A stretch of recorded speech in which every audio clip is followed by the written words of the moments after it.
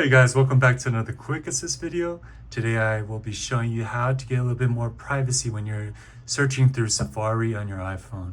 Now, you can, what I'm about to show you, you can think of this as like a VPN Lite. It's going to help hide your IP address in certain settings, especially in Safari, but maybe not for YouTube and some other apps. But let's go ahead and show you. So all you have to do is go to Settings. Then we're going to go ahead and go to your account name. And then we're going to go to iCloud.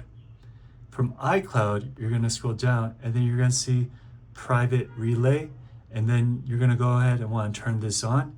Once you turn it on, then this will now hide your IP address when you're browsing through Safari. But like I said, it's not the ultimate safe proof thing. It's still going to show up some places. But yeah, this is just one layer of protection. So go ahead and try that out. Once again, you want to get to your iCloud settings, and that's through your name on the top. Then we're going to go ahead and go to iCloud. We're going to scroll down. We're going to go to private relay, and then we're going to turn on this private relay. All right, so go ahead and try that out. I hope this video helps. See you next time. Bye-bye.